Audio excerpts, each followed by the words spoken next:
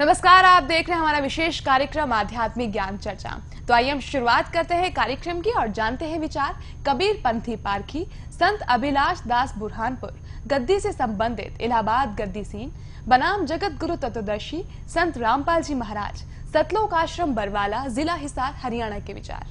स्वामी जी, आप जी का इष्ट देव कौन है? सदगुरु इष्ट देव है।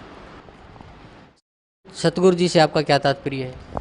सदगुरु जो सच्चा ज्ञान देने वाला मनुष्य है। जो सच्चा ज्ञान मनुष्य दे उसे आप सतगुरु मानते हैं? स्वामी जी, क्या जीव ही ब्रह्म है? बिल्कुल, जीव ब्रह्म ही न परा है, वेदांत भी कहता है जीव ब्रह्म ही है। और कहने वाला जो समझने वाला, जहाँ जाओ जीव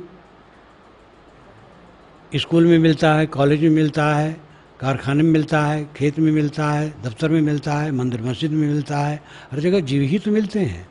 जीव ही ब्रह्म है, इसमें कोई संदेह की जरूरत नहीं है। स्वामी जी, क्या आप कबीर पंथ से संबंधित हैं? आप कबीर पंथी हैं? हाँ, कबीर पंथ एक समाज है और एक पंथ बना है, और कहने की दृष्टि ठीक है, हूँ ही। स्वामी जी, संसार का कोई उत्पत्ति करता है या स्वयं नरमादा से बनता है तथा समय आने पर अपने आप बिगड़ जाता है? क्या आप इससे सहमत? न तो बिगड़ जाता है न सर्वथा बना है। ये बीज है पहले वृक्ष, अंडा है कि मुर्गी, ये प्रवाह रूप अनादि अनंत है। द्रव्य नित्य हैं, उनमें गुणधर्म नित्य हैं, उनके गुणधर्मों से सृष्टि क्रम नित्य है। ये कहीं ना आरंभ है ना अंत है, ये सब समय चलता रहता है। संसार की उत्पत्ति कैसे हुई? संसार की उत्पत्ति ही नहीं हुई, संसार सदा से है। आप यही समझ लीजिए, विज्ञान से देख लीजिए कि द्रव्य जितना है उतना ही रहता है, वो न घटता है न बढ़ता है। और हर द्रव्य में क्रिया है, गति है, गुणधर्म है, और जिन गुणधर्मों और क्रियाओं से सृष्टि होती है वो गुणधर्म मूल द्रव्य में नित्य हैं। इसलिए सदा से जड़ चेतन है, सदा से उनके गुणधर्म हैं और सदा से उनका प्रवाह है। स्वामी जी, पारक सिद्धांत को फलीभूत करने के लिए आपके पंथ के प्रवर्तक ने कौन से ग्रंथ को आधार माना है? वो तो बीजक उनकी वाणी है, बीजक ही उनकी वाणी है मुख्य, उनकी वही रचना है। ये कौन से ग्रंथ से प्रमाणित है? बीजक, कबीर बीजक। स्वामी जी, जीव की मुक्ति भक्ति से संभव है, किसी मंत्र के जाप से संभव है या ध्यान लगाने से संभव है? मंत्र जाप से मुक्ति नहीं होती है। स्वामी जी, अभी हम आपसे चर्चा कर रहे थे कि आप बता रहे थे कि भाई 2.5 घंटे ध्यान लगाते हैं या 3 घंटे ध्यान लगाते हैं, तो ध्यान का मोक्ष मार्ग में या भक्ति मार्ग में ध्यान का क्या महत्व है? ध्यान का अर्थ है कुछ न सोचना। पहला ध्यान तो यह है कि किसी महापुरुष का चित्र मन में लेकर के उसे मन रोकना, आंखें बंद किए तो आंखों में जो गर्मी इत्यादि की दिखाई देती उसी में मन ठहराना, या सांस पर मन ठहराना, तो ये सब क्रिया योग हैं। आलंबन है, सहारा है पहले। अंतिम ध्यान है कुछ न सोचना। तो स्वामी जी, आपका मानना है कि मुक्ति के लिए किसी विशेष मंत्र जाप की आवश्यकता नहीं है? नहीं, ये कोई ज़रूरत नहीं है। और जो जपते हैं वो बुरा नहीं है, वो जपना चाहिए उनको। जब जपेंगे समझेंगे वो जप अब छूट जाएगा, तब तो अंतर्मुख हो जाना है। वहाँ जब तब कुछ नहीं, क्रिया शून्य। स्वामी जी, संसार की उत्पत्ति पर कुछ प्रकाश डालें। मैं तो पहले कहा, संसार उत्पत्ति हुई नहीं है, संसार सदा से है और सदा रहेगा। ये तो विवेक से देखिए कि जड़ और चेतन दो सत्ताएं नित्य हैं और इनमें अपने गुणधर्म हैं, उनके गुणधर्मों से सदा से जगत है, सदा रहेगा। स्वामी जी, कबीर साहब को आप किस रूप में मानते हैं? कबीर साहब को सदगुरु मानते हैं, मानव मानते हैं, मानव रूप में मानते हैं। और सदगुरु महान संत, चमत्कारी नहीं मानते हैं।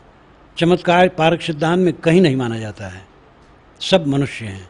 दुनिया के बड़े बड़े पुरुष जिनको लोग अवतार बना डाले और दूत बना डाले ईश्वर का, और कुछ सब मनुष्य हैं केवल।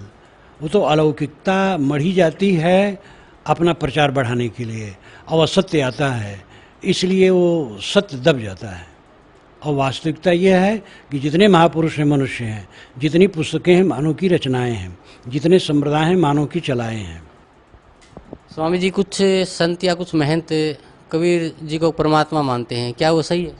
हाँ, बहुत लोग हैं, वो ज़्यादा लोग हैं, वो मानते हैं कि कबीर साहब परमात्मा हैं, अनंत ब्रह्मांड नायक हैं।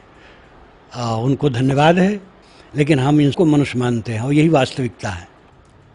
स्वामी जी, आपके पूज्य गुरुदेव जी का नाम जान सकते हैं? हाँ बिल्कुल, सदगुरु श्री राम सूरत साहेब। स्वामी जी, कि आप जी का या आपके पंथ का, पारक पंथ का इष्ट देव कौन है? कबीर साहब हैं। कबीर साहब ही हमारे इष्ट हैं। कबीर साहब को तो आप मनुष्य रूप में हाँ, तो मनुष्य तो हमारे इष्ट हैं।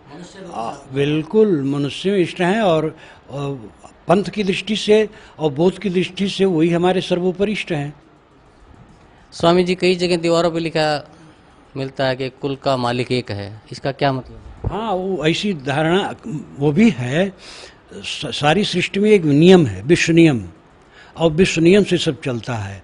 वो नियम ही खास है जो संसार की गतिविधि में है, उसको वेदों में ऋत कहा गया है। संत लाओ जी आज से 2500 वर्ष पूर्व हुए हैं चीन में। उनकी ताओ ते चिंग नाम की पुस्तक, उस पर मेरा भाष्य भी है। तो उसमें उन्होंने ताओ कहा है।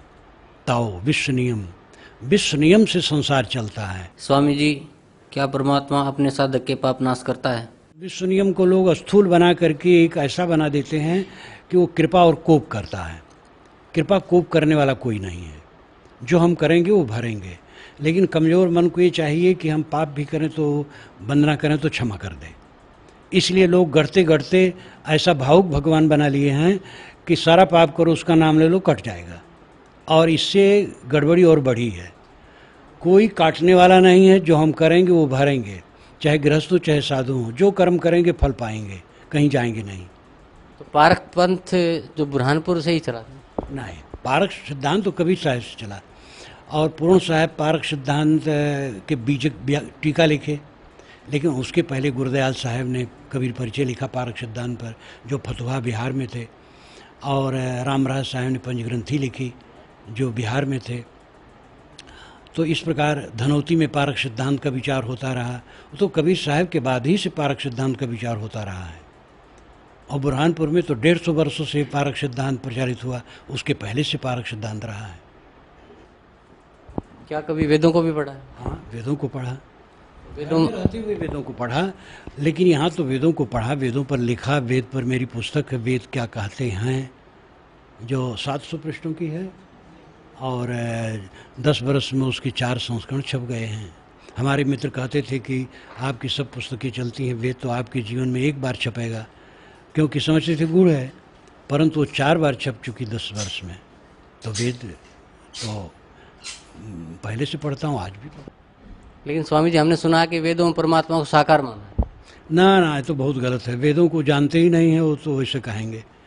वेदों को ऐसा स्थूल परमात्मा कहीं कोई नहीं माना है वेदों में। वेद में कर्म कांड ज़्यादा है, प्राकृतिक शक्तियों को देव मान करके उनकी उपासना ज़्यादा है। सूर्य, अग्नि, वरुण, मरुत, इंद्र, दधिक्रा, ये सब प्राकृतिक शक्तियाँ हैं, इनके प्रति उपासना है। और आध्यात्मिक चिंतन जगह जगह है। उसमें कोई स्थूल ईश्वर को कहीं नहीं माना गया है। देहधारी, अवतार, ये सब कहीं कुछ नहीं माना गया है। क्या कभी गीता जी को भी पढ़ा है? गीता खूब पढ़ा। गीता घर में रह करके तो कंठे था करीब करीब। और गीता सार मेरी पुस्तक है। अभी महाभारत में पूरे गीता को लिखा हूँ। गीता का ज्ञान अर्जुन को किसने कहा? अब जहाँ तक रूपक है उसमें कृष्ण भगवान ने कहा और अर्जुन ने सुना।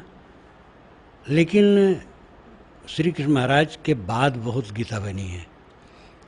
ईसा के कुछ सौ वर्ष पहले से लेके पीछे तक 500-600 वर्ष तक बनती रही है।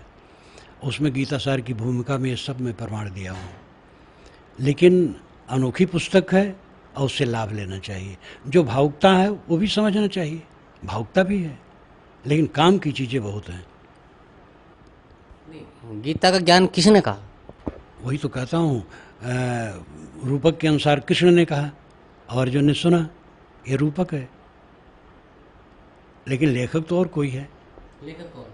अब लेखक के विषय में एक निर्णय करना वेदव्यास नाम माना जाता है। अभी आपने सुने कबीर पंथी पारखी संत अभिलाष दास बुरहानपुर गद्दी से संबंधित इलाहाबाद गद्दी सीन के विचार। और आइए अब जानते हैं जगत गुरु तत्वदर्शी संत रामपाल जी महाराज सतलोक आश्रम बरवाला, जिला हिसार, हरियाणा के विचार।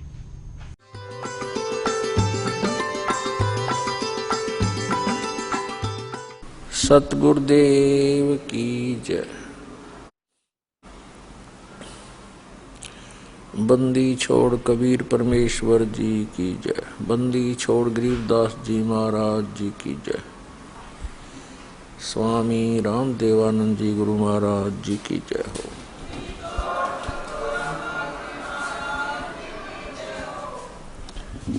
गरीब नमो नमो सतपुरुष को नमस्कार गुरु की नहीं।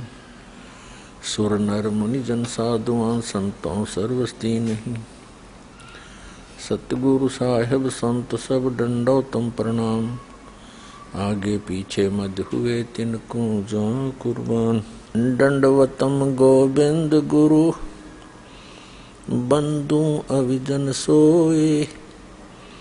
पहले भये प्रणाम तिन नमो जो आगे होए। पुण्यात्मा, आप जी सुनते आए हो विशेषकर 2-3 वर्षों से कि सन 2012 में प्रलय होएगी। अब वो प्रलय का अर्थ